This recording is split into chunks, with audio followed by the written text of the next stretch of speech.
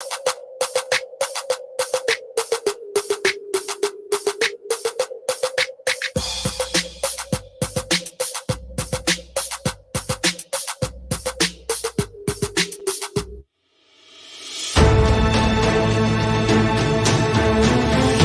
following is a presentation of Main Street Media, your source for news, sports, and information on Main Street in Middle Tennessee.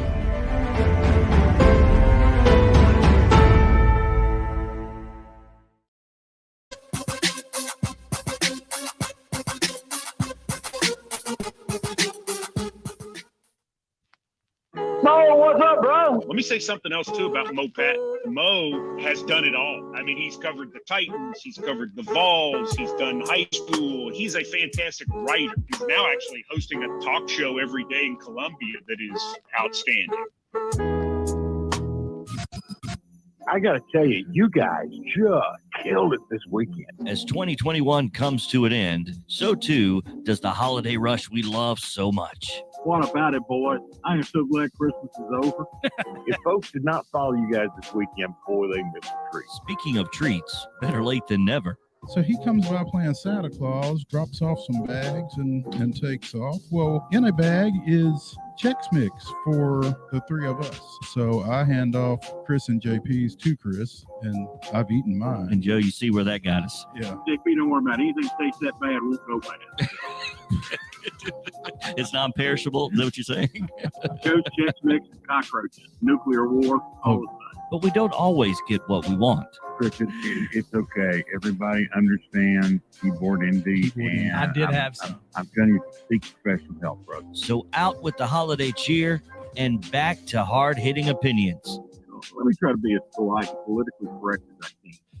But this new reclassification and redistricting for basketball and the other sports is the dumbest thing I have ever seen. You know what they say about opinions, right? They've been pushing for it for years, and almost as soon as they got it, you started hearing about How people didn't like it. yeah. Look, it's like my fourth wife. Be careful what you ask. So on the cusp of a new year, welcome in to Southern Middle Tennessee Sports Today. With the Hall of Famer Mo Patton, here's the Sundrop Kid from Alabama, Chris Yao. Welcome into a wild and wacky Wednesday already. Hope you guys are having a phenomenal week here, the final week of 2021. If I hear anybody say 2022 is my year, I'm throwing you out the window. They're even open. They're open. They're already open, so we don't even have to break them. Just You're going to look like Jazz. Uncle Phil and Jazz. That's it. I mean, it's exactly what it's going to look like. Oh, man. We coming to you from the Lee Company studio here in Columbia, Tennessee. Man, what a day. What a week it's been. And we got 2 more of these shows to go. We're halfway there. We'll be off on Friday. Because the bottom line is I'm going to be watching football all day Friday. Period. I ain't doing nothing else. I'm going to be at my mama's house. I'm going to eat some dinner, and I'm going to eat some lunch, and I'm going to eat some breakfast in reverse order. And you're just going to get spoiled, huh? Exactly. Is Mama going to bring it to you in the recliner? Probably not. But I will tell you this, at 10:30 at night, we might get some fried pork chops or whatever it was. World famous. The late night snack. Late night. Yeah. I've got a birthday to celebrate on Friday. It's Really? Jody's Yes. Yes. Okay. My better half. Oh, it's your better half. Yes. It's not yours. Not Okay. mine. No. Okay. No. Okay. My better halves. So her family snuck that deduction in right under the wire, huh? Oh yeah. Gotcha. She was so close to being the first baby of the beginning of the year, and yet so far away. Yep. Oh man, what a week it's been, and bowl games, at least the ones that got played. It's been fun, and we're going to talk about a lot of those bowl games, including all 4 of the SEC's bowls that have been just awful. Yesterday, the SEC continued its terrible performance. Did you see that Brett McMurphy tweet? 0-0 in game the SEC cares about. No, that was Barrett Salee. Well, Brett Brett had one too, Oh, identical, because he had the list of. yeah. And for SEC, it just means more. 0-4. Let me That's great. to walk some SEC fans off the cliff for just a moment. Let's keep this in perspective. Well, hang on a minute, because we're going to talk Yeah, more we'll talk about about that this. in the next. Okay, segment. well, Yeah, there, so let's do 'cause that. there are 14 teams right in the league. 13 of them. 13 of them. bowls. Okay, yes. Yeah. So a little teaser there. Mhm. I got some thoughts on that. Good. Uh-oh. He got something to say. JP got something to say. Well, we'll talk about that. We'll talk about Mike Vrabel. We said yesterday that we would talk more today about Mike Vrabel and why he should be coach of the year. Also, trying to get into a little bit about the AFC and NFC. Who is the favorite in the AFC if not the Titans? And if it is the Titans, who are they going to play in the Super Bowl? So we'll get some thoughts and opinions as we head into week 17. This is so weird. Yeah. So weird to say that knowing we have 2 games left. But yeah, it is what it is. And then, of course, we will go through the bowl games that are going to be played tonight, tomorrow, and the first one on Friday. And then tomorrow we will pick the rest of the bowls all the way out through the college football playoffs. So there you go. And of course, it's Wild and Wacky Wednesday. Don't forget about that with some weird news from across the world. So it's going to be a lot of fun. But before we get to any of our top stories today, we have a couple of those.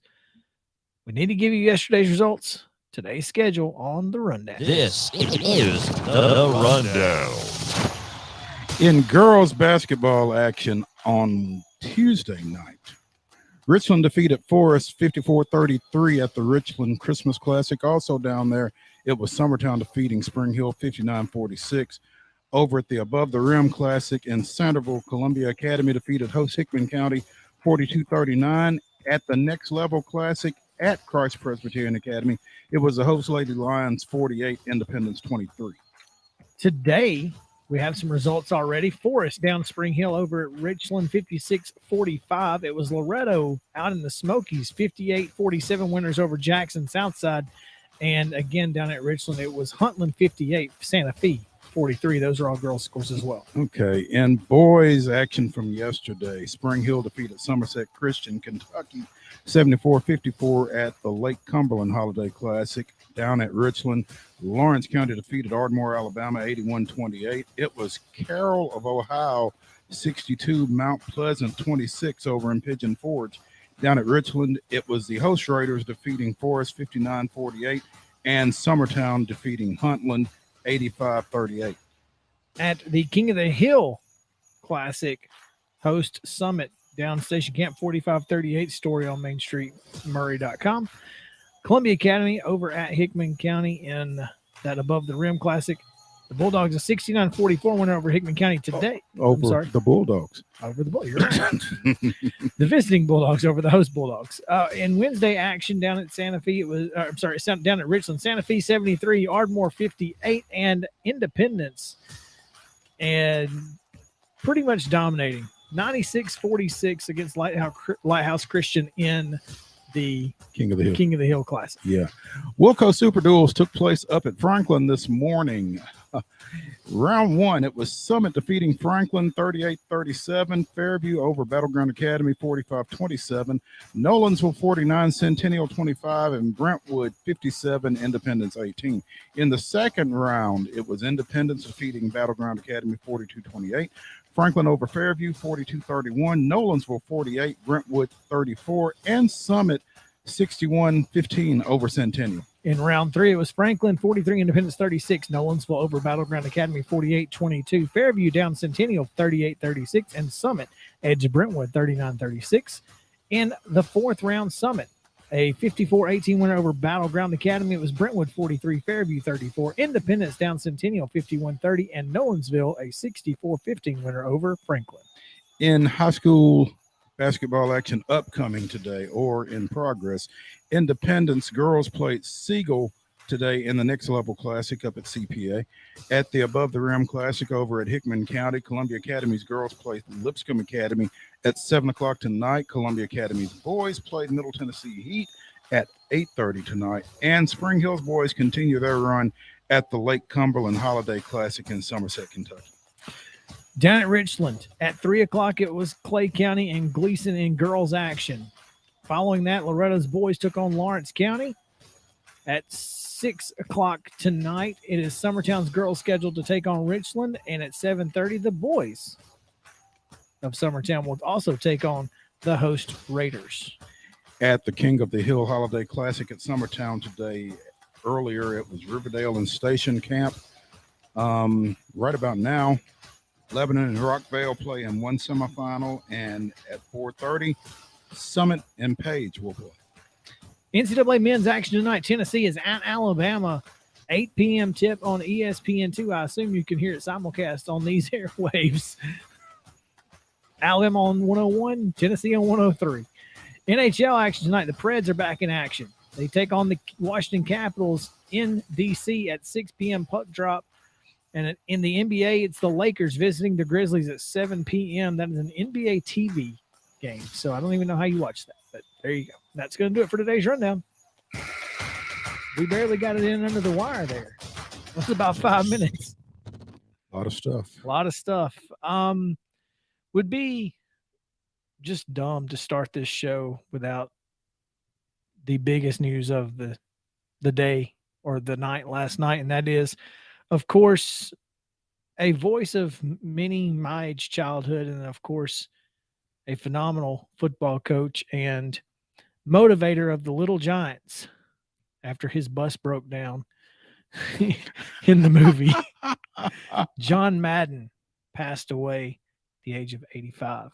And like you said, Mo, most people my age, we only know him for his voice and his video game. Yeah. Meanwhile, his winning percentage as coach of the Oakland Raiders is the all-time best among coaches with at least 100 games. So, you know, That's not bad. He wasn't just a voice, you know, and he wasn't just an inspiration to a video game. He's a Hall of Fame coach, and not too many did it any better than him, for sure.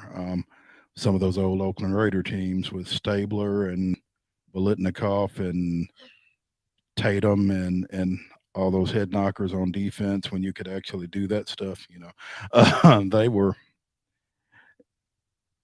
there was no, they're all right when it comes to the Oakland Raiders. You either loved them or you hated them. And I grew up with a guy who was a huge Raiders fan, and it was just a fun time, and they were good, and he was a big part of it.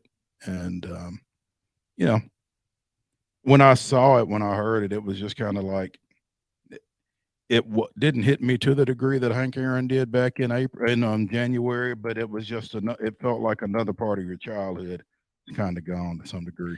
Well, not just that, but you know, obviously Hank was continuously in the Braves organization, and John had been out of the spotlight for a while. I guess 2012 was his last broadcast, and you know, but just a phenomenal voice. I don't know if I'm sure you saw it, Mo, but I don't know if JP saw it. JP, you know, did you grow up playing Madden? I played a little bit. My video games were Nintendo, right? And so I never had a Sega or PlayStation. I love that game when I went over to a friend's house. I know him more because I was a Cowboys fan growing up. Gotcha. And so, you know, being in Middle Tennessee, we didn't have a team. So we got whatever national game was every Sunday. And it was always the Cowboys with Pat Summerall and John Madden. And so that's how I grew up with John Madden. So I know him as the broadcaster. My question is, do you know who the first player to grace the cover of Madden was? Just the player, without John's face on it. The first player only cover. Player? I don't know. I mean, I know Eddie George was on there. I don't know if that was the first one. I have no idea, Michael. You did not see it? I'm glad I got to use this. It was, in fact. Was it Eddie George? Eddie George. 2000. He was the first one, huh? He was the first player that was by himself. Interesting. So anyway, Mo, you got something real quick before we get out of here? Yeah, real quick. Vanderbilt women's basketball freshman Ayanna Moore hit 9 3-pointers, scored 32 points last night in the Commodores' 94-42 win over Alabama State. That 9 threes is a school single game record. Vanderbilt hit 17 threes in the win, which is a school single game record as a team. Her 32 points were tied for the third most by a freshman in Vanderbilt history. So big game for the former Blackman standout. No doubt. All right, when we come back, we'll talk SEC football and bowls after this. Come with us. Mid-Tennessee Bone and Joint treats your orthopedic injuries and existing conditions. Our trained physicians will get you back in the game faster. Contact us at 931-381-2663 or www.mtbj.net. Fast Stop Markets is a full-service, family-owned convenience store chain located in 14 locations throughout Middle and West Tennessee. For those in our listening area, you can find them in Columbia, Centerville, Lawrenceburg, Spring Hill, Dixon, and White Bluff. Fast Stop partners with wholesale fuel brands like Shell, Marathon, and Exxon, delivering a consistent customer experience that is fast, friendly, and clean. If it's not already, it will soon become your go-to store to shop in town or on the road. Fast Stop Markets is proud to be keeping you moving in Tennessee.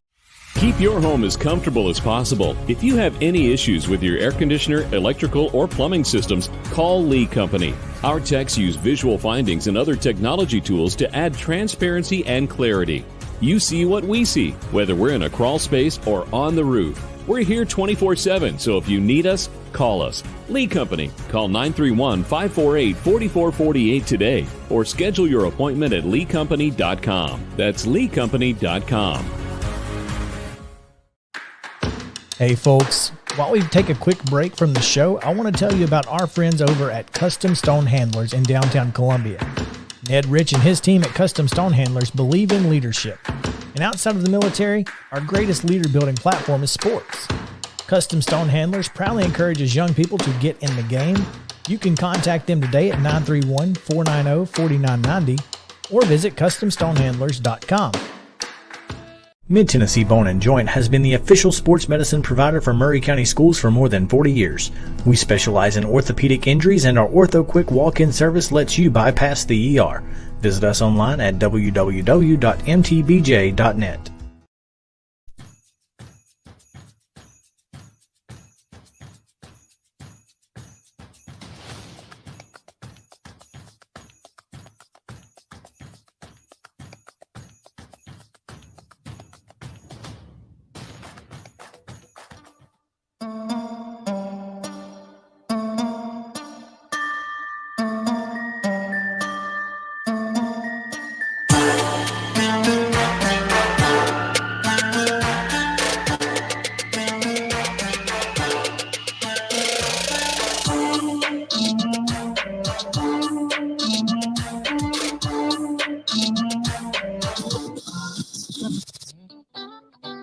This is Southern Middle Tennessee Sports Today.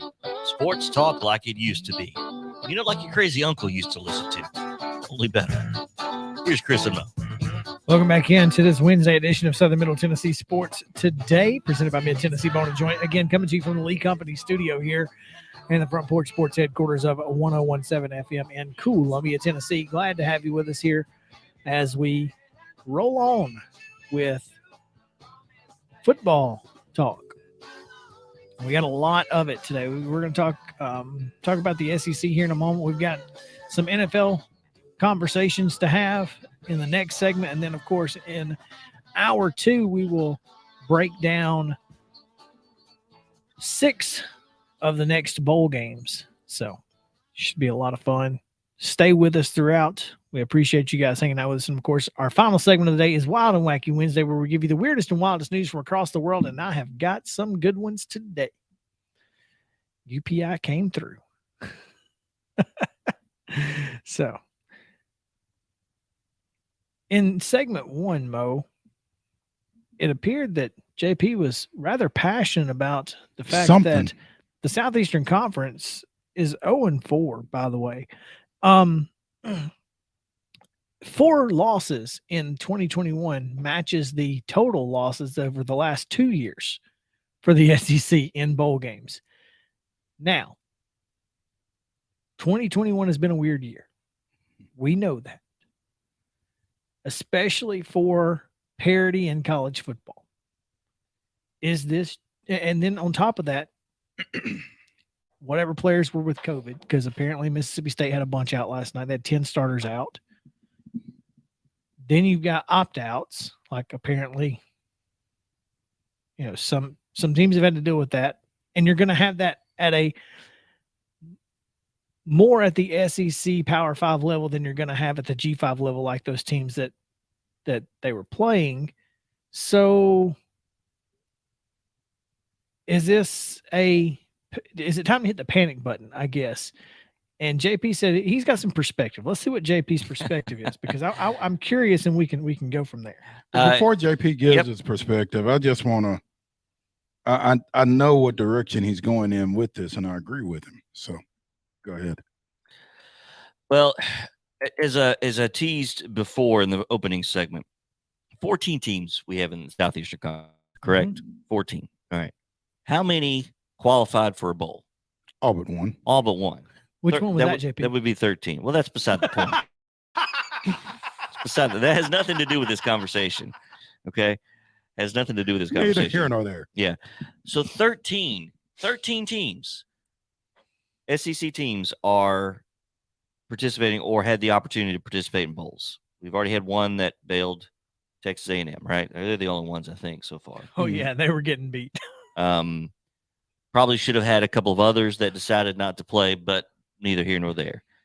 So to those that say that, of course, SEC top heavy, yes, it is top heavy. You've got two teams, two of the four of the Final Four. Could have two in the national championship game. And if that's the case, all of this will be forgotten anyway. However, the idea that the SEC and the air quote middle of the road teams aren't pulling their weight. The middle of the road teams haven't played yet.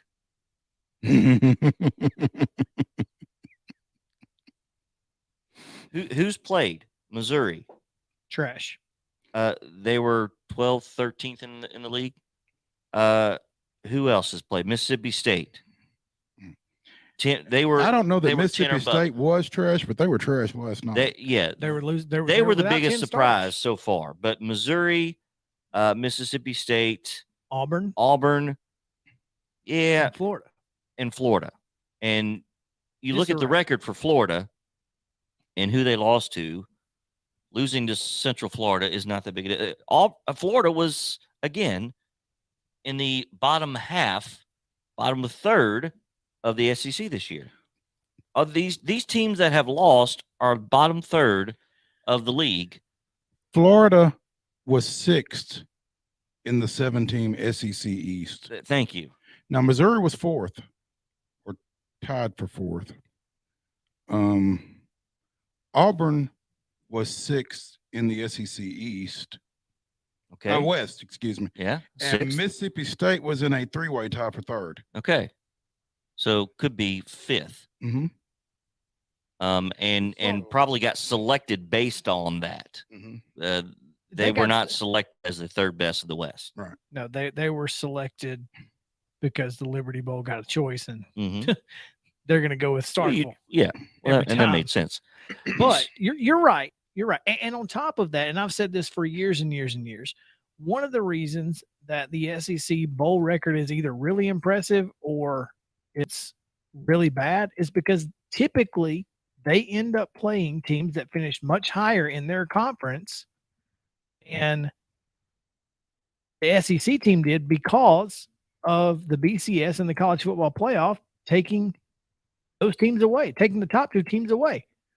I mean, if it was the olden days when it was, the Sugar Bowl got the number one, the champion, and then, you kind of went down from there, it was a little more even. But over the last 5 years, well, really 10 years, the SEC has consistently played, teams that out of the Big Ten. I remember Auburn was 8-4 one year, and they played 10-2 Penn State in the Outback Bowl. Yeah. I mean, that happens a lot. Yeah, and you look at the records of the teams that have played already. Missouri 6-6. Mississippi State was 7-5. 7-5. 7-5. Florida was 6-6.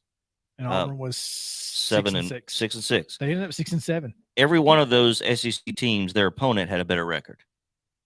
Oh yeah. I mean, Houston was what, 11-2? Yeah.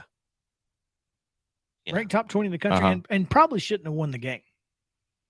I mean, again, of course, Auburn, if Bo Nix doesn't get hurt, I think Auburn is probably a 10-win team. Because I think they win 4 out of their last 5. The only loss that was in that 4-game stretch that I think they absolutely lose is Texas A&M. So, but that just goes to show how important a quarterback is, even in college football. Yeah. I'm not here pressing the panic button at all. I think Tennessee-Purdue is a really good matchup, and we will talk more about it later. As far as I think it's a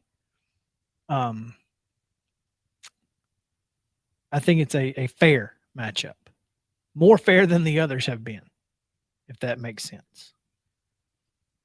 Again, Army was 8-3. Missouri was 6-6. Right. Now, Going into Army that was game. 8-3 in the Conference USA. I get that. Okay. But that doesn't, I mean, as we've seen, Conference USA's been pretty good. So there's that. Decent, yeah. Well, here's a couple of evenly matched. North Carolina and South Carolina in the Duke's Mayo Bowl. Well, that's tomorrow. only because both of those teams are so unpredictable that who knows? Yeah. But, I finally found a website that has team records. Kansas State 7-5, LSU 6-6. They play in the Texas Bowl on Tuesday, I guess. I think that's a pretty evenly matched game as well, just because LSU certainly underperformed, but Kansas State was at times really good. Surprisingly so. Right. Florida was 6-6 going into the Gasparilla Bowl. UCF 8-4, and like you said, that was their Super Bowl. They can tell you on Twitter that it wasn't, but they're lying. That's right. Let's see. Okay, Purdue's 8-4, Tennessee 7-5. Okay, Texas Tech was 6-6. Mississippi State was 7-5. Yeah, that's the outlier. Again, I still think it was an evenly matched bowl until Mississippi State had all the until 10 starters are out. Yeah, Penn State 7-5, Arkansas 8-4 in the Outback on Saturday. Jeez, Arkansas number 21 in the country. Penn State unranked and the favorite. Again, number 20 Houston 11-2, Auburn 6-6, and Houston did what a team with those type, accolades was supposed to do. Sure. Kentucky and Iowa. Iowa 10-3, Kentucky 9-3. Number 15 Iowa, number 22 Kentucky. It's pretty evenly and matched. Kentucky's favored, by the way. So, and then of course the Sugar Bowl, which is Ole Miss, Baylor. So honestly, the middle of the road and going forward is pretty evenly matched. Things should turn in the SEC's favor. They're going to be fine going forward. Nobody's ever had 13 bowl eligible teams. It's insane. This is an historic season for the Southeastern Conference football-wise. 13 bowl eligible teams. And when you advance 13 teams, it's not like you were going to go 13-0. Yeah. No. No. Not even the SEC. Especially with the way that some of those teams were in, again, disarray. Florida was in so much disarray and still within what was it, an 8-point game? Yeah, it was a 1-score game. It was 12. It was 29-17. Yeah. But still, this is not something that the rest of the country can make fun, and that's fine. Like give them their time to do this. And here's the thing. When you do what the SEC has done for as long as the SEC has done it, people are waiting for you to slip. And when you do, you get this kind of response. So, Well, it'll be. Let's wait until the middle of the road teams start facing everyone else's bowl eligible teams. Okay, and the SEC. Yeah, I agree. I think we're all on the same page. Not hitting the panic button, even if they have a losing record this bowl season. I'm not hitting the panic button. I don't think it. The way bowls are right now, means what a lot of people think it means. I don't think it's the death knell of the Southeastern Conference if they have a losing record in the 21 season bowl games. Yeah. No. And because they were in 13 or 12 as it plays out. Yeah. So, yeah, that's kind of frustrating too. That you really wish you could have just seen that game play out, because you feel like Texas A&M probably takes care of Wake Forest. You do, because the games that Wake Forest lost were against teams that look a lot like Texas A&M, I think, just from an athletic standpoint and that kind of thing. And then with the time that you have to get ready for what they do, I think Texas A&M wins that ball game if they play it. So it's tough, like you said. Would agree with that. Don't push the panic button, folks. It's not worth it. Last year, I think we had, let's see, 1, 2, 3, 4, 5, 6, 7, only 8 bowl games last year for SEC teams. I guess that was due to scheduling. But I think there were dramatically fewer bowls last year too. There were. But as I'm looking at this, obviously Alabama won the national championship. That's 1. Kentucky beat North Carolina State. A&M over North Carolina. That's 3-0. Ole Miss beat Indiana. That's 4. Auburn lost to Northwestern, 4-1. Georgia beat Cincinnati, 5-1. Alabama obviously beat Notre Dame, 6-1. Mississippi State was a winner over Tulsa. That's 7-1. And Florida lost to Oklahoma. That's 7-2 against all Power 5 teams except for Tulsa. And I guess it just goes to show that this season has been weird. Well, and again, like you said, 3 of these 4 losses are to group of 5 teams as of now, group of 5 teams. And I think that's what a lot of people are grabbing a hold of in particular. Yeah, two of those group of 5 are going to be group Power 5. 2 of them. Yeah, you're right. Yeah. But you're not just losing, you're losing to G5 teams. Well, that's okay. Both of them will be in the Big 12 next year, and they won't be group of 5 or 2 years from now, whenever it is. Mm-hmm. But again,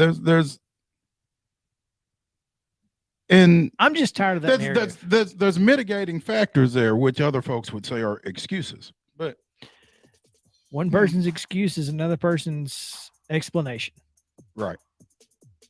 Yeah, absolutely. And we're going to see it one way, they're going to see it the other way, and it's not going to matter what either of us say. So, doesn't matter. SEC. Except for Vandy, apparently. Ooh. Let's talk too soon, man. Let's talk about the Titans on the other side of the break, because I got some questions and I want answers. Stick with us.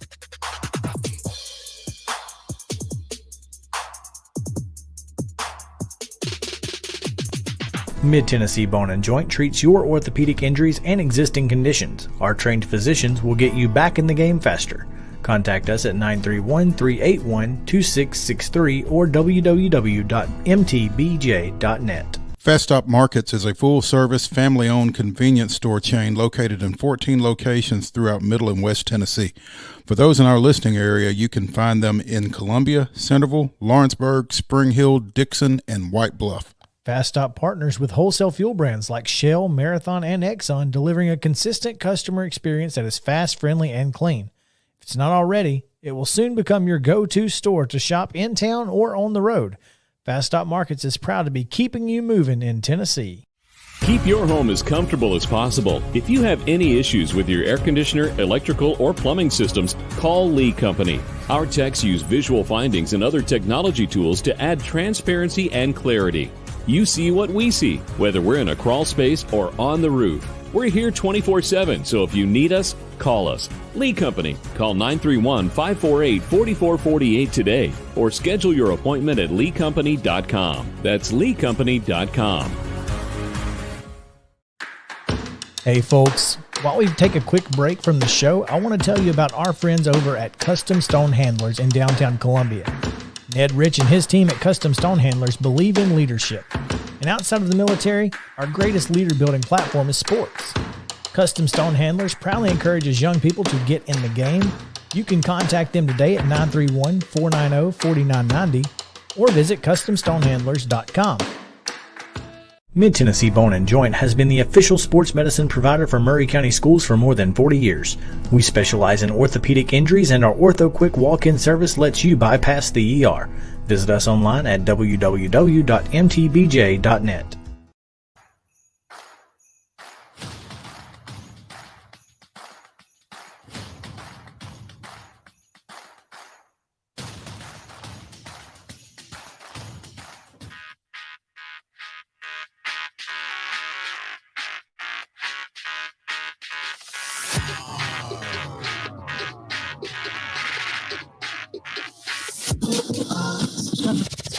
From the Blue Raiders to the two-tone blue, covering the teams you care about. It's only on Southern Middle Tennessee Sports Today. Live from the Lee Company studio with the Hall of Famer Mo Patton, here's Chris Yao. Welcome back in. It is, of course, Wild and Wacky Wednesday here. It's not technically hump day. Well, not for us. When we started the show, we were over the hump. So it is what it is. This is a double hump camel week, and we're in the middle of the two humps. Sally the camel had two humps. You're right. So we're sitting in the saddle here is what you're saying. Saddle up, baby. Back in the saddle again. We're back in the saddle again.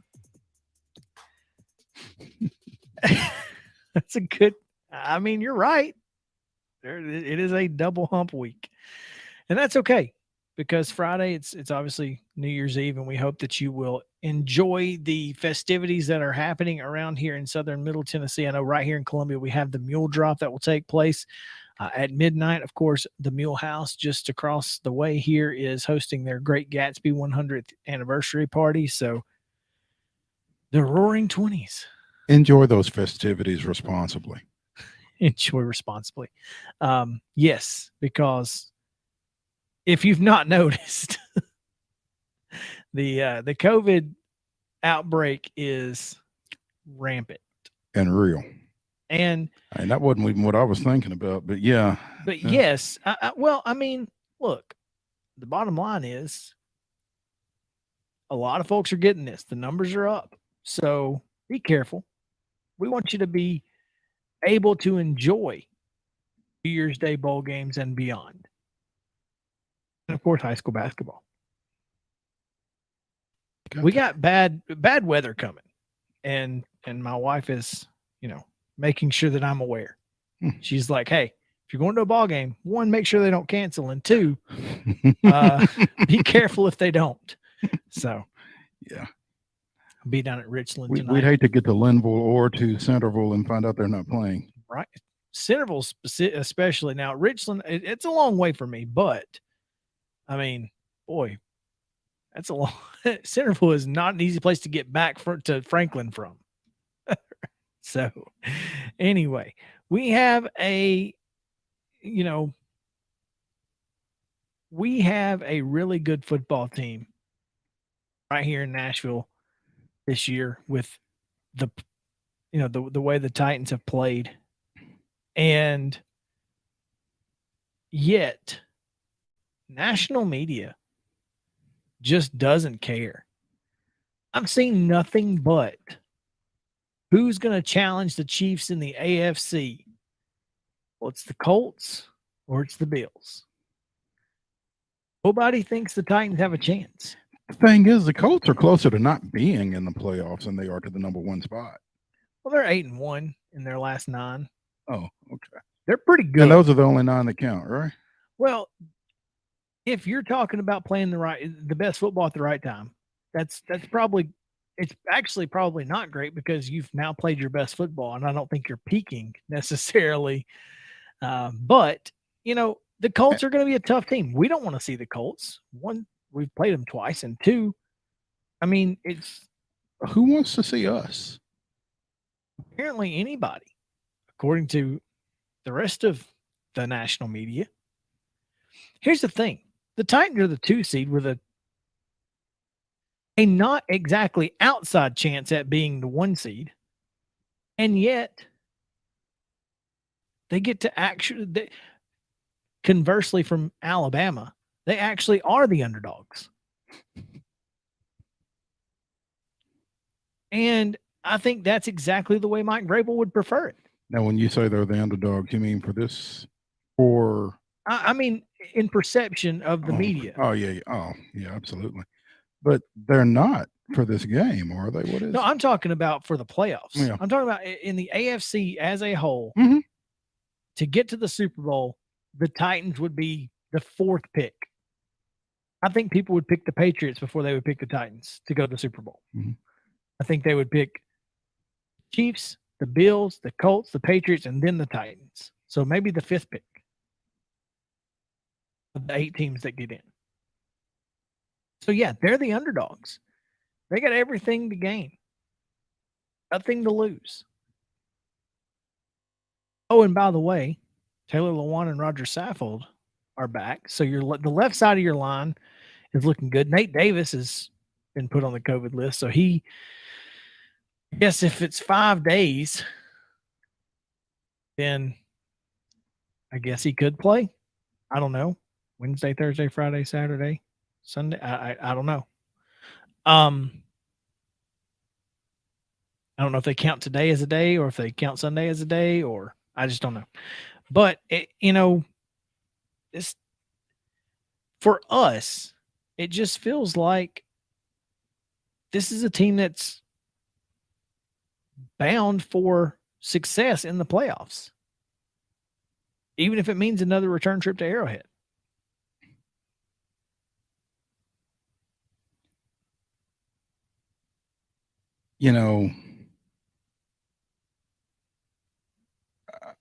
I think the fact that Tennessee has already beaten Kansas City once has to carry some weight with somebody.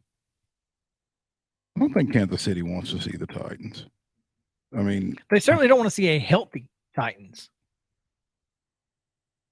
I mean, that Titans defense absolutely destroyed them. They didn't have Zach Cunningham. They didn't have Bud. No, they did have Bud Dupree. They didn't have Zach Cunningham. They didn't have Crookshank. There were a lot of guys who didn't play in that who are now playing at a high level. They don't want to see us, even if it is at Arrowhead. If the season ended today, excuse me, Chiefs are the 1 seed, Titans are the 2, Bengals are the 3, Bills are the 4, Colts, Patriots, and Dolphins are your road teams for the first round. So, well, we're playing the Dolphins this week. So that's going to impact somebody. I guess it impacts probably Baltimore. The Chargers. Or the Chargers, I guess. The Chargers and the Raiders are both 8-7. The Chargers are second in the West. The Raiders are third. Ravens are also 8-7, second in the North. So it's crazy that only 2 AFC teams have been eliminated. Yeah. Now 3. I'm sorry. The Jaguars, the Jets, and the Titans. Texans. Titans, if you're listening to the national media. Right. Jaguars, Jets, Texans have been eliminated. Titans have lost to 2 of those. I was about to say that's poor. And we wouldn't even be having this conversation if that weren't accurate. No, they'd be the 1 seed by 2 games. Hmm. They'd be sitting at 12-3 and 2 games ahead of Kansas City via the win. Now, again, as JP has told us a million times, if we win those games, we probably don't win some of the others. Something else. So, and he's probably right. So, I'm not worried about that. What I'm worried about is winning the next 2 ball games. You've got the Dolphins this week, which is a game that you absolutely have to win. Period. Yeah. I mean, it's just there's no way around it. And then, of course, next week you've got to go to Houston. I just feel like if some kind of way the Titans could get the number 1 seed, I think it maybe allows you to play Derrick Henry a little bit against the Texans and then give him some time to figure out where he is with that bye. And 2, just from a perception standpoint, it makes people it makes people have to acknowledge you. I mean, how are you going to blow them off if they're the 1 seed?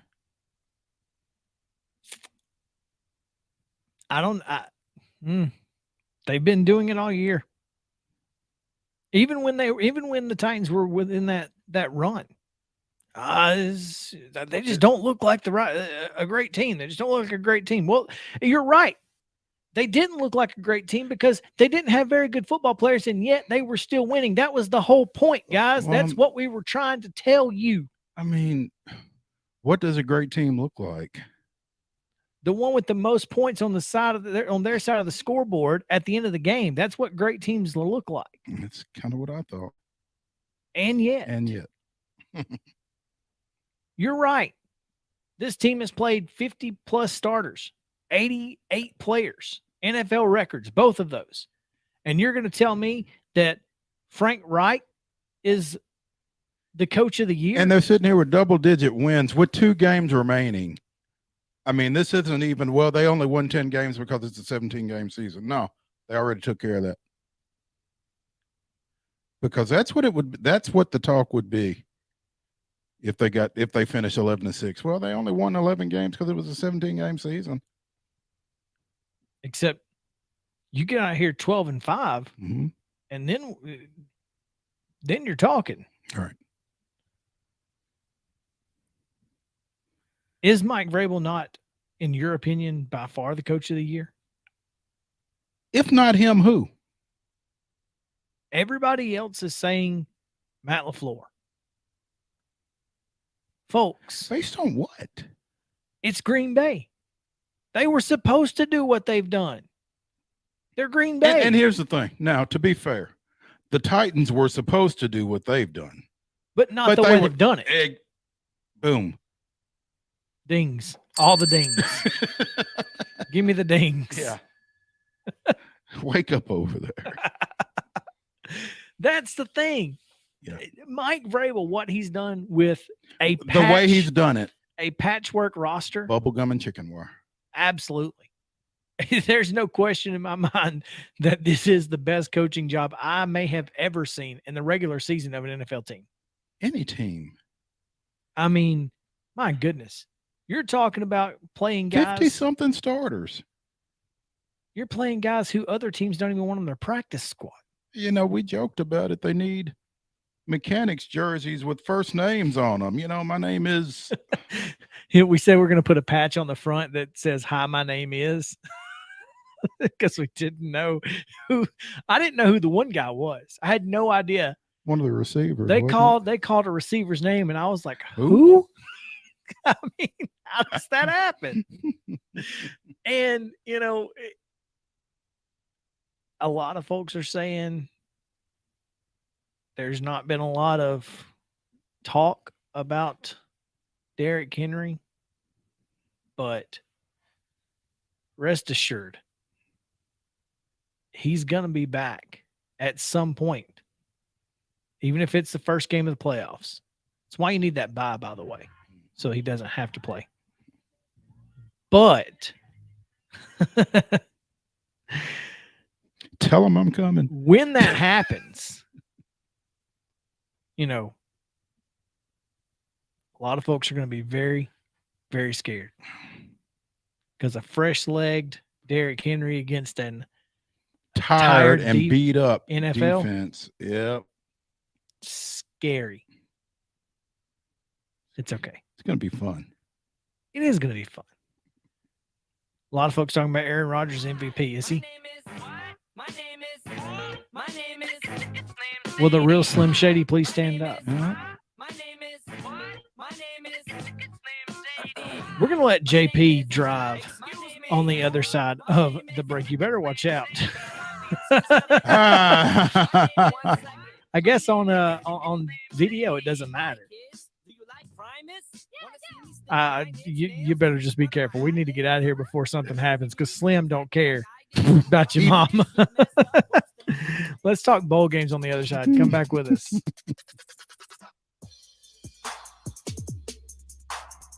Mid-Tennessee Bone and Joint treats your orthopedic injuries and existing conditions. Our trained physicians will get you back in the game faster. Contact us at 931-381-2663 or www.mtbj.net. Fast Stop Markets is a full-service, family-owned convenience store chain located in 14 locations throughout Middle and West Tennessee. For those in our listening area, you can find them in Columbia, Centerville, Lawrenceburg, Spring Hill, Dixon, and White Bluff. Fast Stop partners with wholesale fuel brands like Shell, Marathon, and Exxon, delivering a consistent customer experience that is fast, friendly, and clean. If it's not already, it will soon become your go-to store to shop in town or on the road. Fast Stop Markets is proud to be keeping you moving in Tennessee. Keep your home as comfortable as possible. If you have any issues with your air conditioner, electrical, or plumbing systems, call Lee Company. Our techs use visual findings and other technology tools to add transparency and clarity.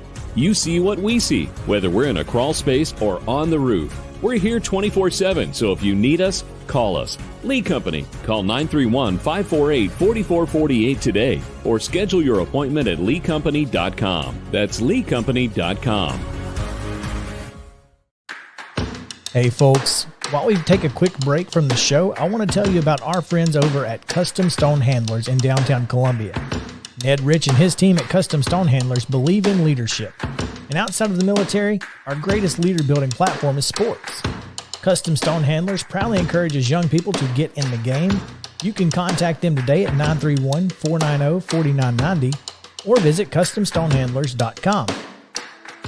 Mid-Tennessee Bone and Joint has been the official sports medicine provider for Murray County Schools for more than 40 years.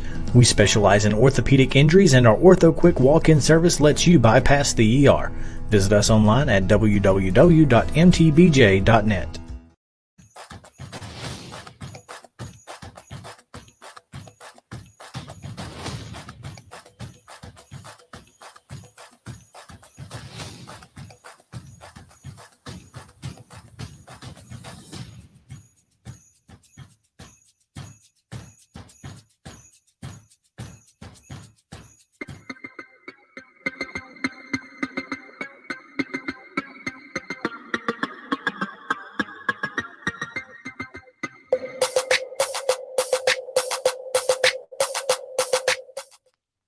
Mo, what's up, bro? Let me say something else too about Mo Pat. Mo has done it all. I mean, he's covered the Titans, he's covered the Vols, he's done high school. He's a fantastic writer. He's now actually hosting a talk show every day in Columbia that is outstanding.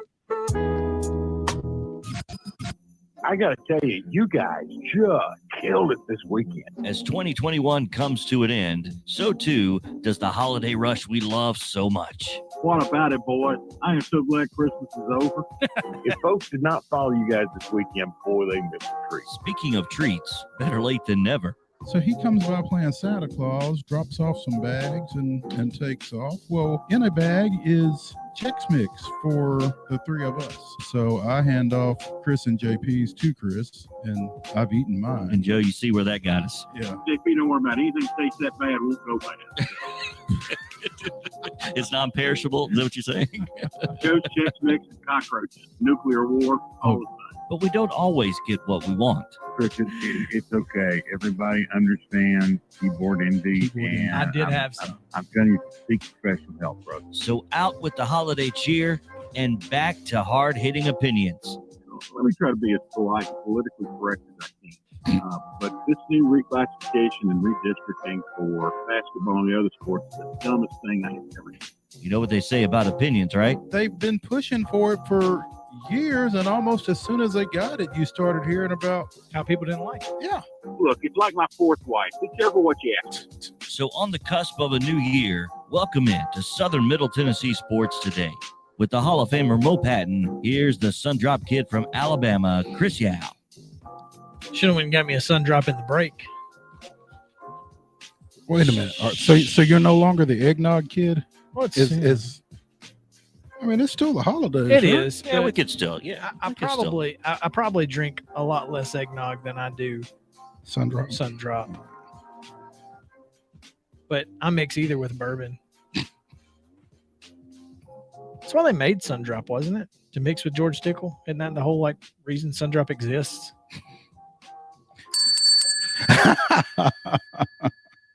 Just saying. Old George and Skip. Oh, hey, the Music City Bowl is tomorrow at 2:00, and we will not get a chance to talk about it before it kicks. So might as well do it today. Might as well. We got 2 other games to talk about tonight. How weird is it to see Oregon and Oklahoma in the Alamo Bowl? 2 teams we thought we might see in the college In the football CFP. playoffs. Yep. San Antonio's got to be loving it. Right? And number 14 versus number 16. This is a really good, well done to the Alamo Bowl to be able to pull this one off. Now you talk about you made a comment about disarray. Both these teams coming in under, I guess, interim coaches, because the coaches that coached them during the regular season have since moved on. Yeah, Oklahoma has Well, Bob Stoops. Bob Stoops. I don't know who Oregon's got, but Dan Lanning is coming, right? Dan Lanning's coming, but he's going to be coaching. He's still going to be with Georgia, Correct. and Cristobal is gone. JP had to make a correction. Uh-oh. So make sure that you also make said correction right here. Do you see it? All right, cool. But yeah, I don't know who's coaching Oregon.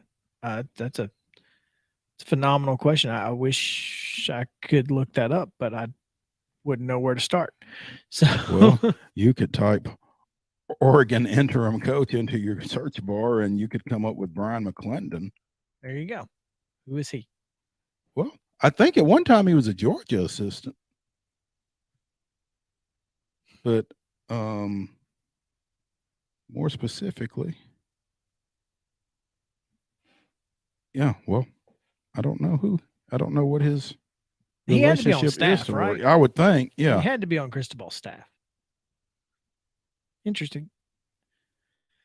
Speaking of staffs, Brian Kelly hired a defensive coordinator in Kansas City Chiefs assistant coach Matt House. So there you go. Brian McClendon was previously OC and wide receivers coach at South Carolina. I don't know how long he's been at Oregon. Interesting. Yeah. Well, let's talk about that game and give you our picks. But to do that, we have to throw JP the keys to the ride. Here we go. All right, guys. Welcome back. Welcome back into our bowl extravaganza pick'em, and just another example that we don't know what the hell we're talking about sometimes, right? I Mo certainly said, "Speak do. for yourself." Yeah. He's 11-10. Yeah, Mo's riding that hot streak he had at the end of the regular season He is. on into the bowl season. Peaking at the right time. Peaking at the right time. Yes, you are. All right. We're going to start, as Chris mentioned, with the Alamo Bowl. Tonight, 8:15, number 14, Oregon, taking on number 16, Oklahoma, and the Sooners are favored by 6.5 points. I think that has gone up, if I'm not mistaken. But 6.5 is the number we have for our purposes. Mo? 7 is the current. Okay, have fun.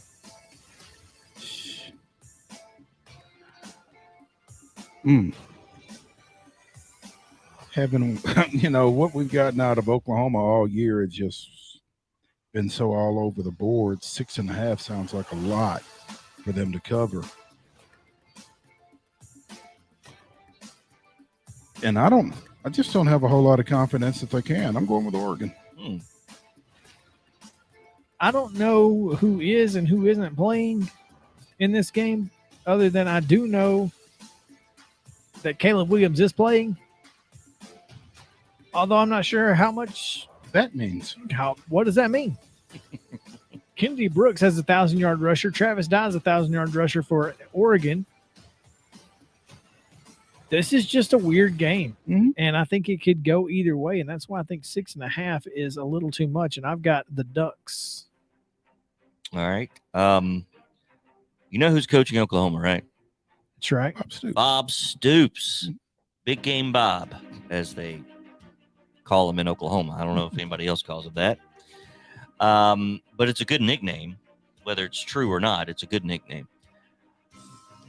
It's been a while since we've had a chance to see if it applies or not. Yep. Obviously, both of these teams, without their regular season head coach, both have moved on.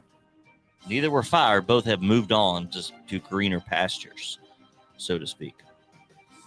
And you're right. There are a lot of players that have opted out. Who knows who they are? But Chris mentioned Caleb Williams. And if he's on the field, I think he's got that competitive drive that is unmatched by a lot of people. And I like Oklahoma to cover. Big Game Bob is engaged. I think Oklahoma's going to be engaged. And I'm going with the Sooners in this one. All right. The Duke's Mayo Bowl from Charlotte, North Carolina. This will be Thursday, 10:30 a.m. Central. North Texas. No. North Carolina. North Carolina, South Carolina. That's the change I had to make. Gotcha.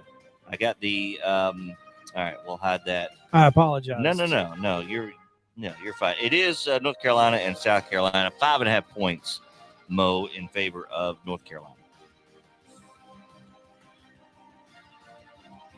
I like what Shane Beamer has done over at South Carolina, but again, a lot of inconsistency over the course of this season.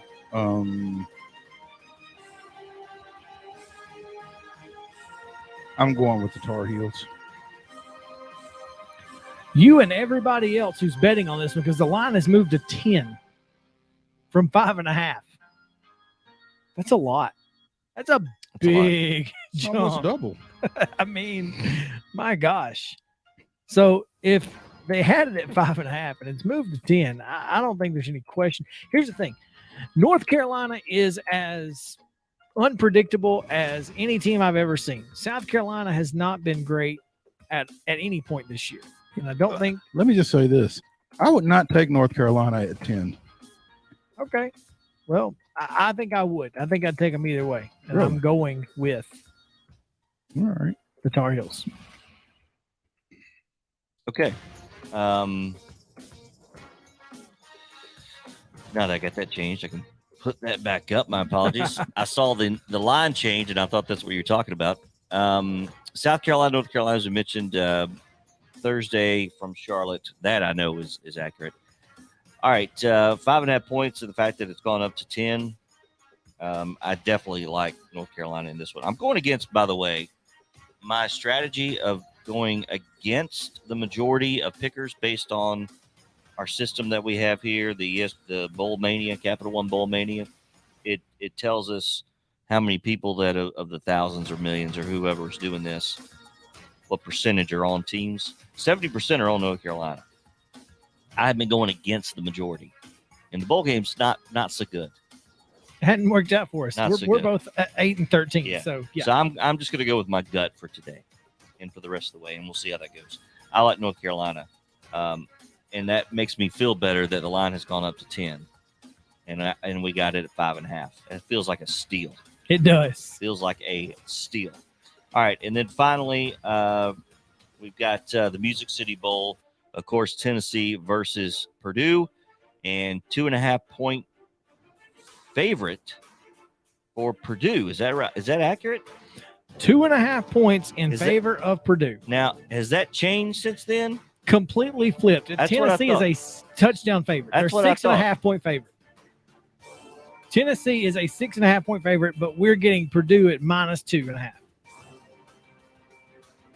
The fact here is that athletically, even with Cade Mays being out for whatever reason,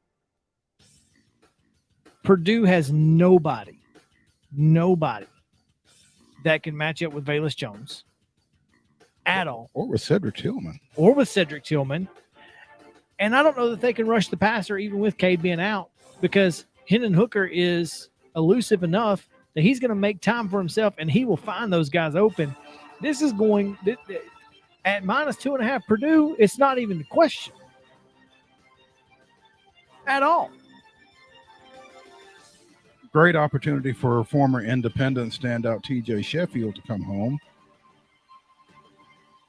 But I don't think it goes so well for him and his mates. I'm taking UT and the points. I mean, we're talking about a quarterback here who is third in the country in passer rating. And I think UT's tempo, the tempo that you never see in the Big Ten, is going to create some real issues for Purdue early and often. Because, I mean, you can't simulate it. Like you said, you don't see it during the season. You can't simulate it in practice. The last time the Boilermakers were here, I was in the end zone, third row, as Auburn destroyed them 63-14. Oh, I remember that. Do remember that. Yeah. So, yeah. I'm just saying. Kind of surprised they opted to come back again. Right. Anyway, JP. Wasn't that Gus Malzahn? It was, in fact. Yeah. Tennessee giving 2.5 points. It's hard not to take that. It's hard not to take that. With only 49% have picked Tennessee. I'm surprised. This is wild. I'm I surprised. thought it'd be 85 at 2.5. Yeah. Dogs. Yep, 2.5 dog in Nashville. They're checkering Nissan. Home dogs. Basically. So, all right. So there you go. So there's 3. We've got 3 more. They practiced at Vanderbilt, and apparently one of their players decided to stomp on the logo and said he enjoyed it. Come on, man. Vandy fans were all up in arms over the fact that why are they at our place? Well, because the Southeastern Conference team in the Music City Bowl practices at Vanderbilt every year. And how do you not know that? Because they never cared before. Never cared before. We do have 3 more bowl games, JP, and they're good ones. We're going to start with the Las Vegas Bowl. We'll end with the Peach Bowl, even though it's out of order in the way it's played. So stick around with us right after this.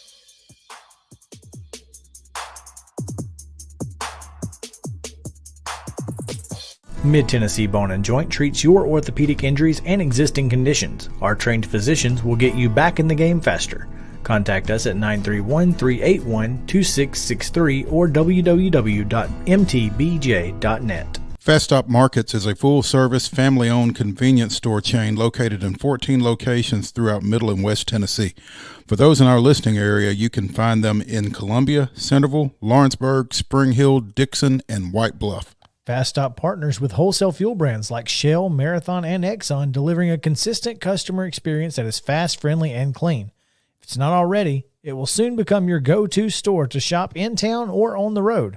Fast Stop Markets is proud to be keeping you moving in Tennessee. Keep your home as comfortable as possible. If you have any issues with your air conditioner, electrical, or plumbing systems, call Lee Company. Our techs use visual findings and other technology tools to add transparency and clarity.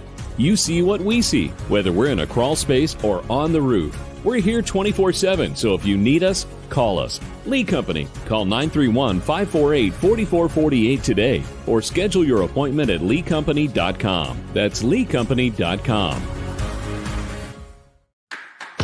Hey folks, while we take a quick break from the show, I want to tell you about our friends over at Custom Stone Handlers in downtown Columbia. Ned Rich and his team at Custom Stone Handlers believe in leadership. And outside of the military, our greatest leader building platform is sports. Custom Stone Handlers proudly encourages young people to get in the game. You can contact them today at 931-490-4990 or visit CustomStonehandlers.com. Mid-Tennessee Bone & Joint has been the official sports medicine provider for Murray County Schools for more than 40 years. We specialize in orthopedic injuries, and our Ortho Quick walk-in service lets you bypass the ER. Visit us online at www.mtbj.net.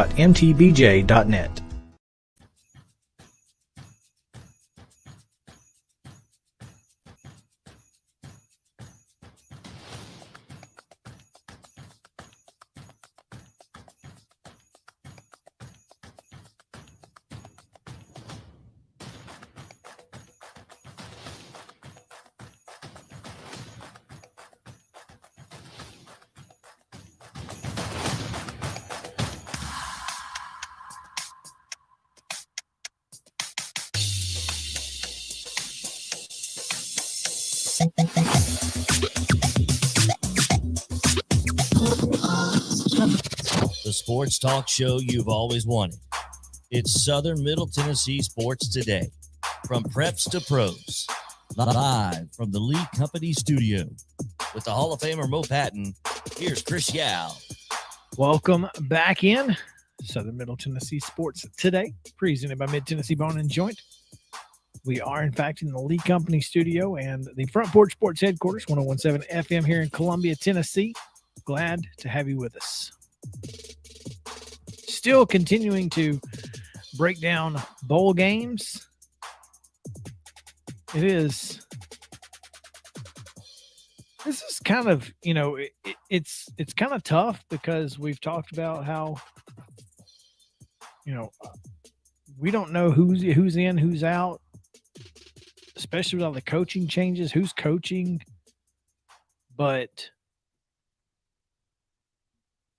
this first bowl is that we're going to talk about, the Las Vegas Bowl between Wisconsin and Arizona, is pretty well a normal bowl game. So it's going to be exciting to watch at least a couple of these where, I think, you're going to see some games that obviously some big names are going to opt out, but we still haven't figured out why Cade Mays isn't playing.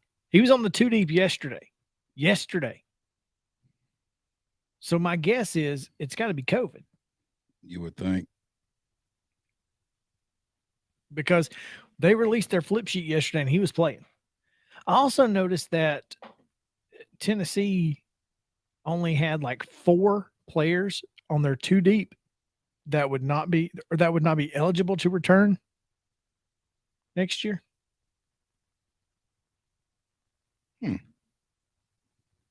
That's interesting. Right?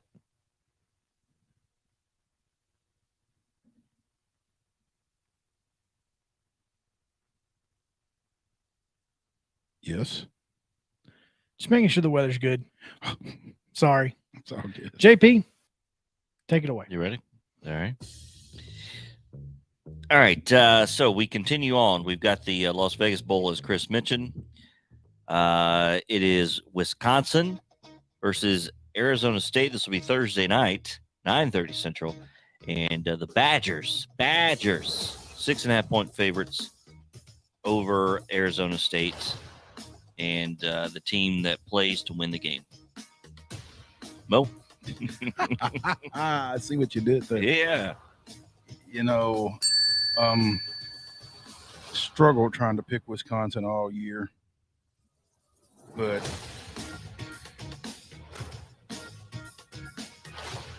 and I was getting ready to go with them, and then I looked at it again, and 6.5. Wisconsin a 6.5-point underdog. Oh, Wisconsin a 6.5-point favorite. Correct. Yeah. That's too much. I'm going with the team that plays to win the game. The line has moved in favor of Arizona State, albeit just by a half point. But, Wisconsin kind of messed with us earlier in the year, Mo. They did. They did.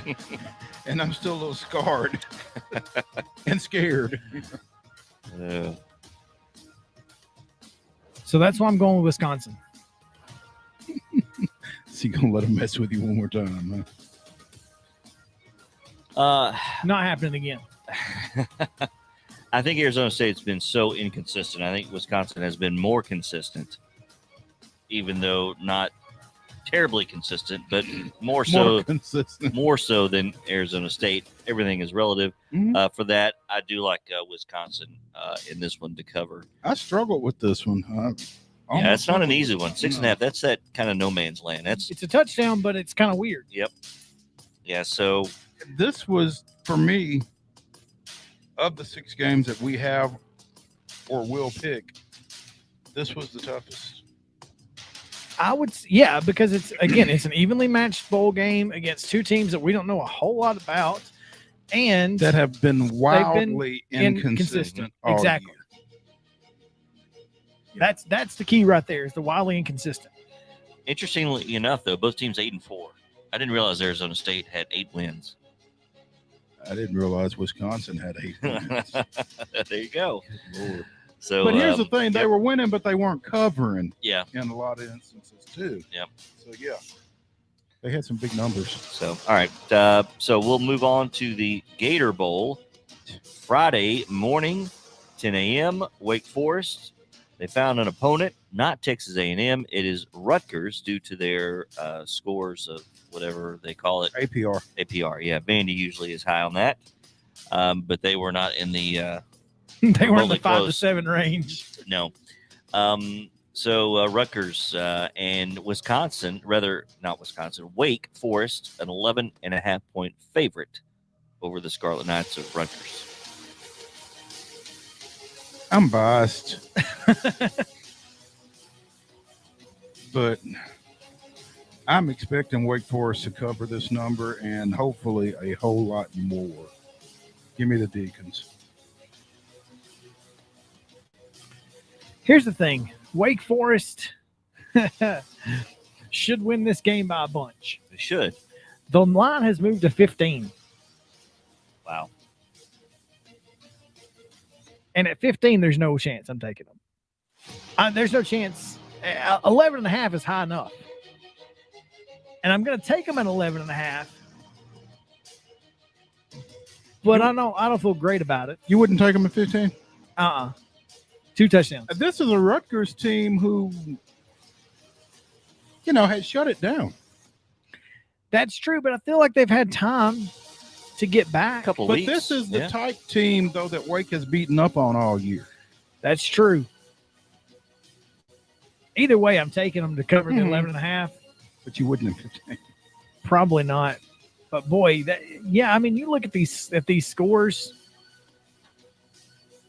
I mean, they lost to Michigan by 7, but then Ohio State beat them 52-13, Michigan State 31-13, Northwestern 21-7, Wisconsin 52-3, shut out by Penn State 28-0, and then lost to Maryland 40-16. So yeah, I'd probably take them. I'd probably take Wake at 20 after that.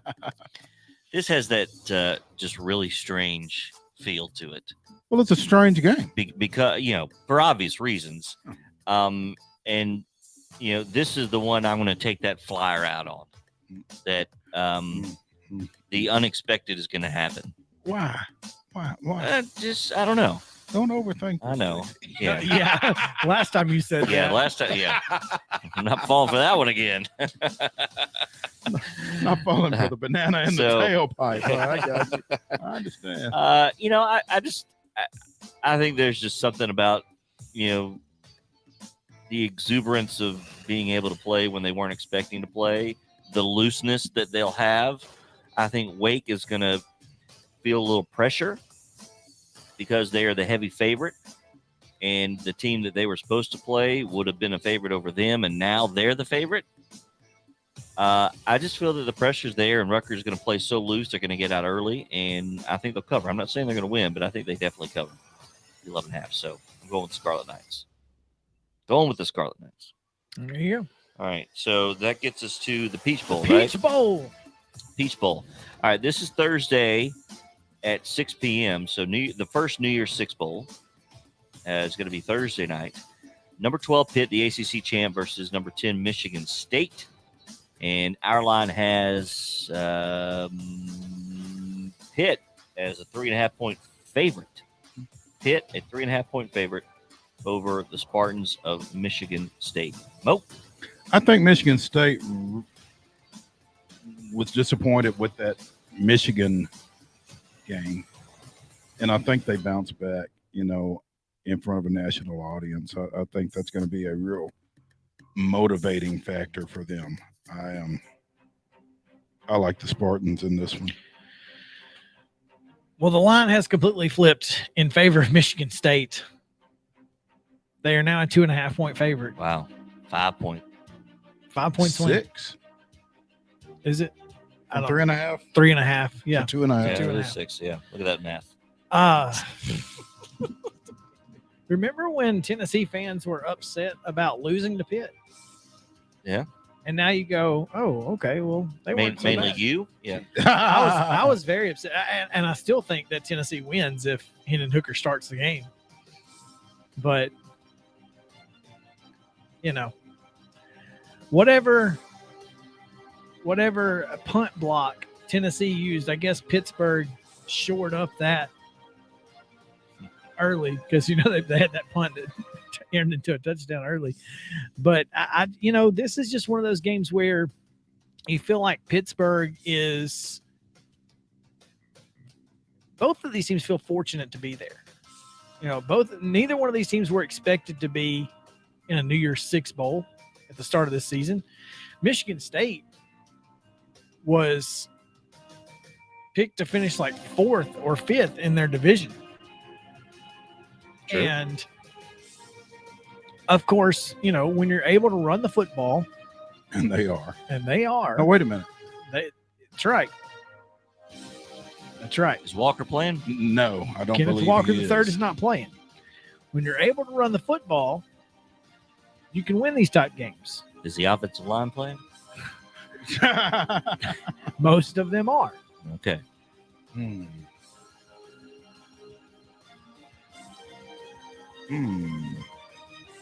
I think we just have to figure out exactly how much does Michigan State and Pittsburgh want to be there? Who wants to be there more? That was what you said part of your strategy was earlier this year. Yeah, by the way, one of our faithful listeners and viewers on Facebook, Vandy Chris says Kenny Pickett not playing for Pitt. Is Kenny Pickett opted out? He has. Okay. But they do have Jordan Addison, the wide receiver, who is phenomenal. I guess that's why that line has shifted. And Nick Patty, who is the backup, is set to play in lieu of the third place vote getter in the Heisman Trophy race. So Pickett opting out offsets Walker's opting out. I think so. More so, I think. But Jordan Addison is really good. And you can kind of just throw the ball up in his direction. So Okay. I don't have to flip my Michigan State pick at this point because you're not flipping the Michigan State pick. No, Huh? I'm staying with Michigan State. I had thought with Walker, once I remembered that Walker had opted out, I was considering going the other way. But if Pickett's not playing either, I think they're a wash.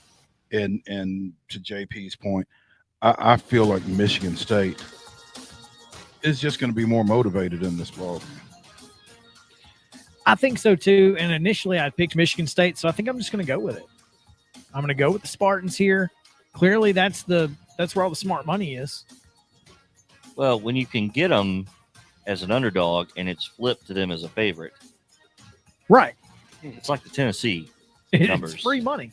Yeah, I too. I'm Michigan State at plus 3.5. It feels like a steal. And, I think Kenny Pickett is more of a loss for their team than Walker III is for Michigan State, because I do think Michigan State can still run the football with some other backs as long as that offensive line is there. But Kenny Pickett's a special quarterback, and you just can't duplicate that.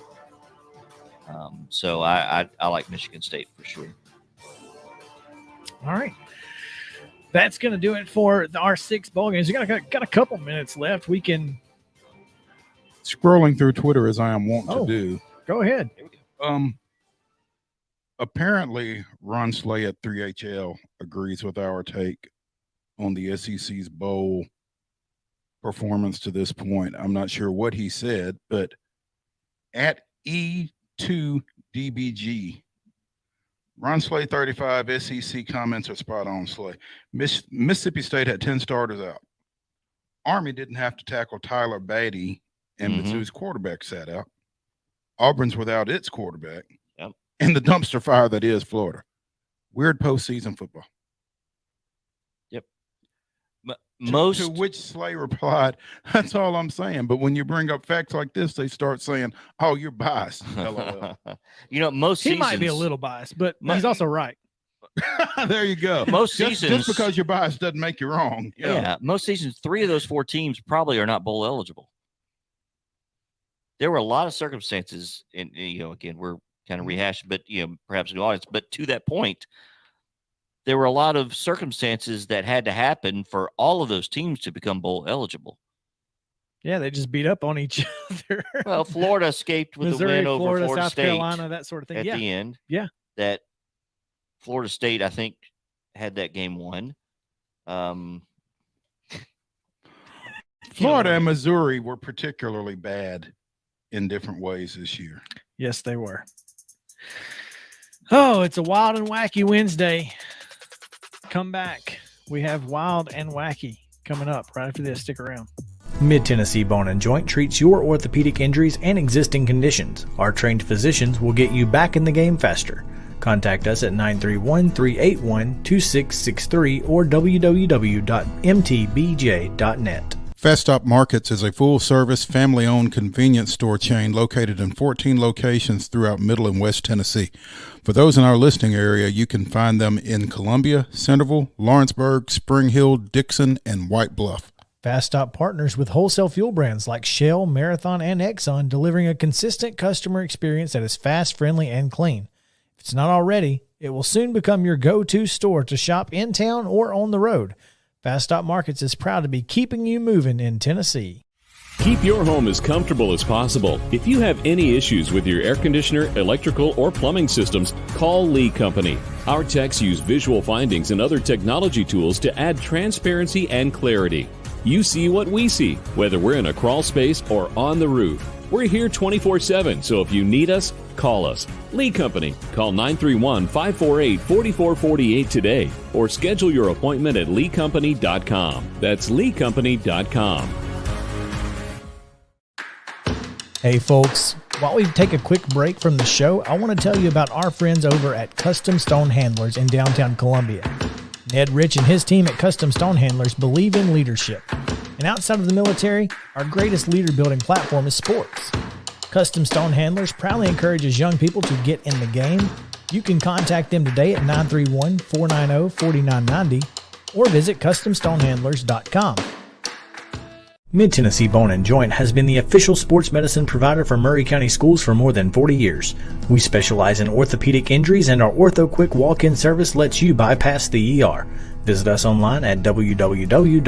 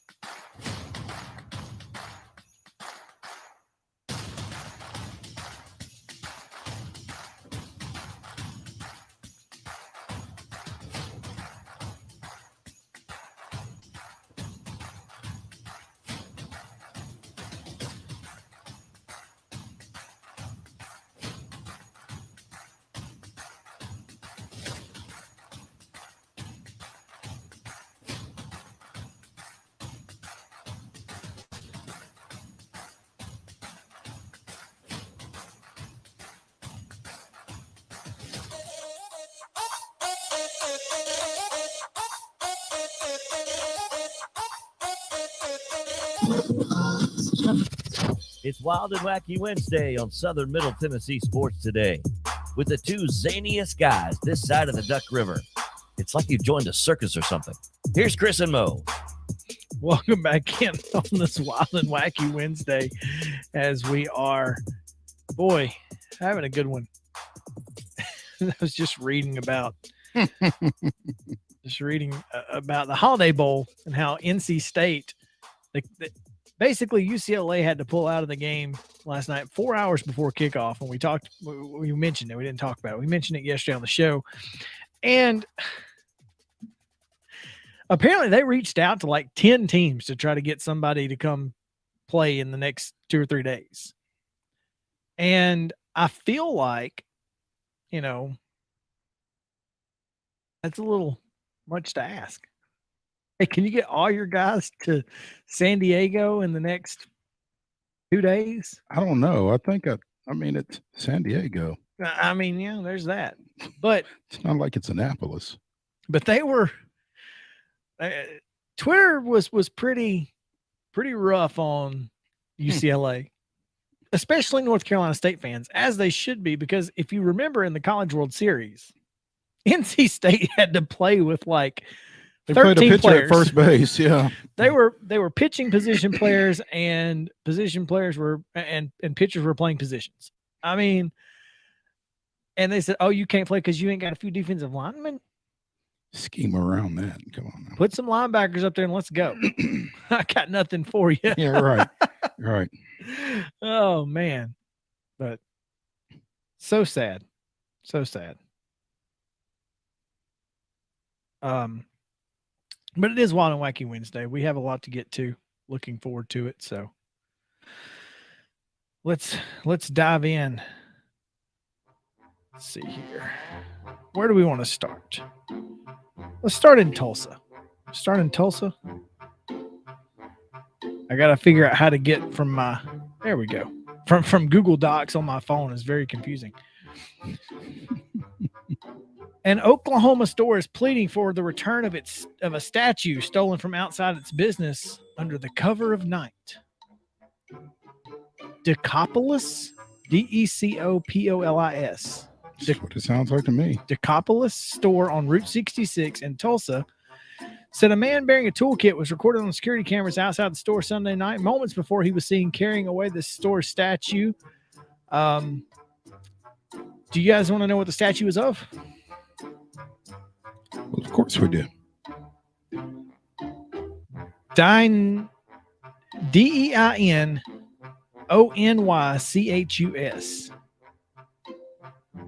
Deinonychus, a dinosaur statue.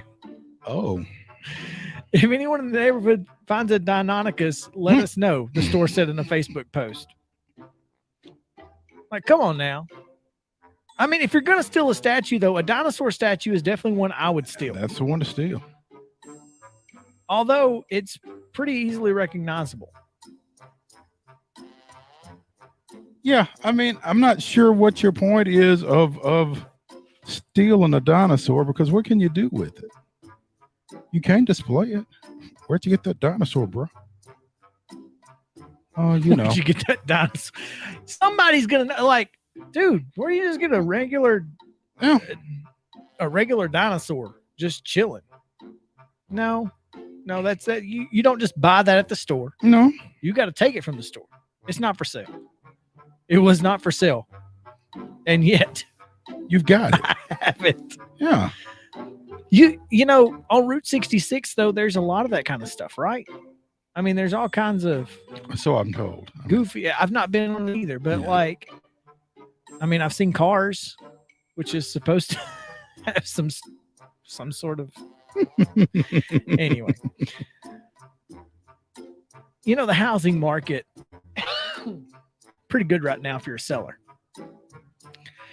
And Sarah sent me this a couple weeks ago, and it showed up finally on the weird news world. A Zillow listing went viral after an unusual home in Illinois was painted all black. They painted the entire home, outside of the home, black. All of it. Oh, that's not the weird part. Okay. Realtor Seth Goodman said he bought the house in it's in the shape of an octagon, by the way. It's really hard to explain, but there's like a lower level. It's an octagon with a covered roof, and then on top of that there's a smaller, there you go. Smaller back octagon. in black. A smaller octagon with another covered roof, and then there's like on the back of it there, it looks like a garage with a slanted roof just straight off the back. It looks like this. This is what it looks like. I'll show you on the radio. Too bad if you're on the radio, but I'll show you on my phone. It's whatever. You probably can't see it. Anyway, he bought it in August 2021, decided to go for the black theme after the installation of the roof. Here's the problem. Because I'm pretty sure that this is the house. Yeah. Everything inside is painted black. Inside as well as Inside outside. Now, the marble floors in the black bathrooms are pretty cool. I'll give them that. But I just don't know. I mean, now that with the whole world going, bright and light, right? Mm-hmm. Is that a thing? I mean, most people want their kitchens to be real bright, and Okay. when you wake up in the morning, you want to go into a room that wakes you up. Okay. I guess this is for the professional napper.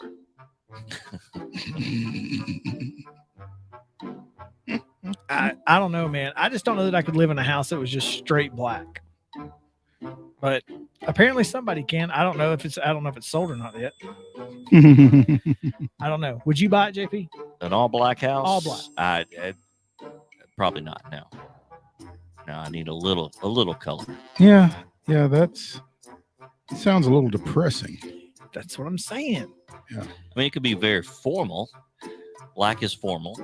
Yeah. And slimming too. So, I mean, compared to the houses around it.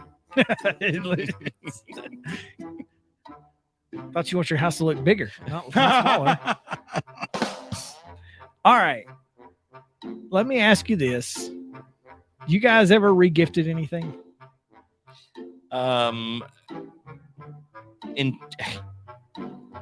Yes, as a joke.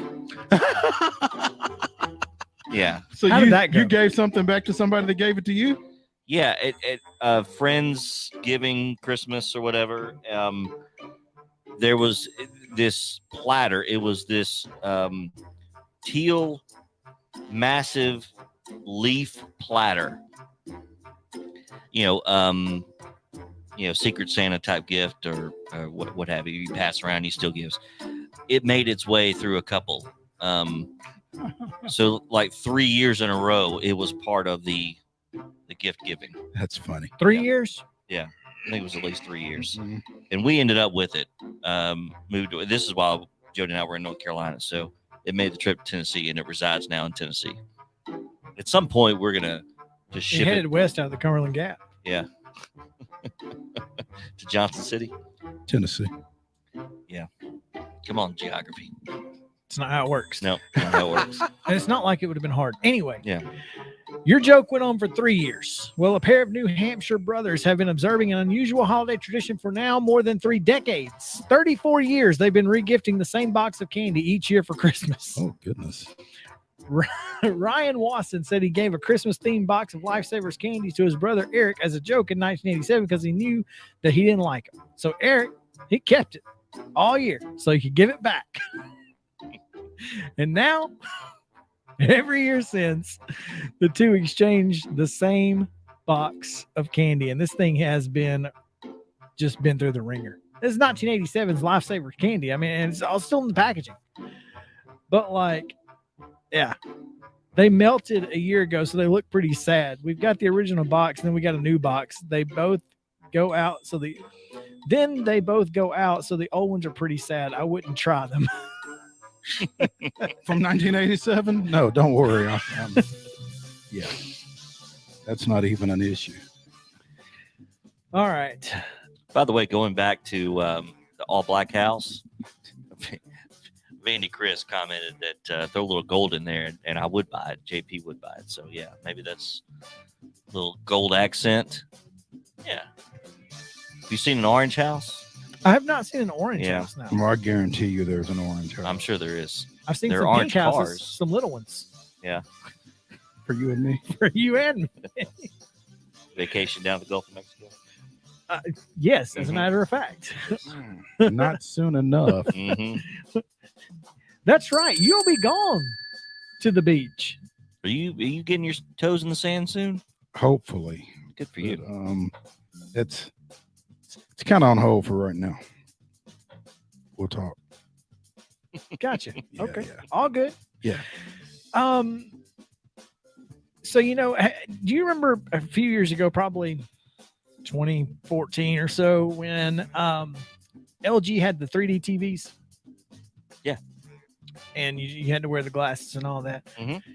That was an interesting invention. It was a good try. I sat in Best Buy one time and watched like a college football game, kind of like that.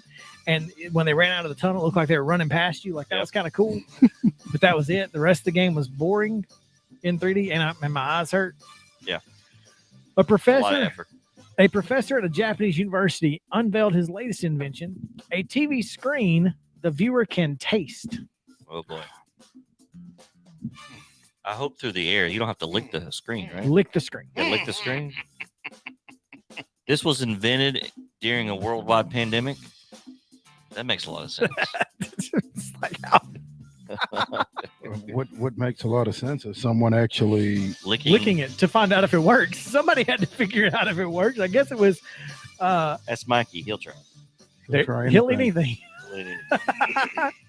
He said his invention uses a combination of 10 flavors to create the taste of the food pictured on the screen. The flavor is dispensed onto a film that slides onto the screen, allowing viewers to experience the taste of the food they are seeing. The professor said he believes the technology could be used to give people unable or unwilling to travel the ability to sample flavors from all around the world. So this is limited to food. God, I hope so. Yes. Is there a particular channel you have to subscribe to for this? Or like if you're watching the Food Network and Or is there a particular channel that it doesn't work? yeah. Oh, man.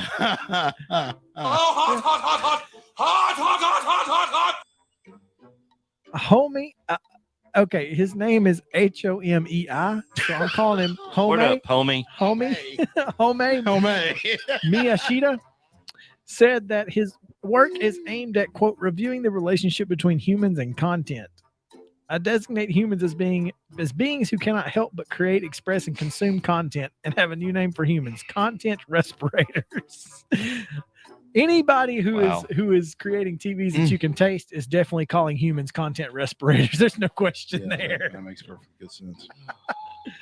Oh, fellas. Homey. Oh, homie. So you're not trying the TV you can taste, huh? I'm pass on that. I mean, they're going to have some at Best Buy. We can all try out to make sure we just want like you watch the 3D. Exactly. Yeah. Let's go have them at the Best Buy. We all just try them. You'll see the little streaks where everybody's Folks licked. walking into Best Buy just. It tastes good today, boys. Oh, man. God, that's terrible. It's worse than terrible. It is. Yes, it is. All right. After the show is the after party or the pregame show for the Alabama Crimson Tide. You'll join them in progress at 6 o'clock. And then on 103.7 at 7 o'clock, you can hear the Tennessee Vol Network pregame show down in Tuscaloosa prior to the hoop contest that is set to tip off at 8 p.m. Central Time on ESPN2 if you want to watch it. Yep, the third Saturday in October on a Wednesday in December. We'll take it. Tomorrow, Music City Bowl's at 2 o'clock as well. So Mm-hmm. come back, see us. Same bat time, same bat channel tomorrow. For Mo and JP, I'm Chris Yao saying have a great day and stay cool, Columbia.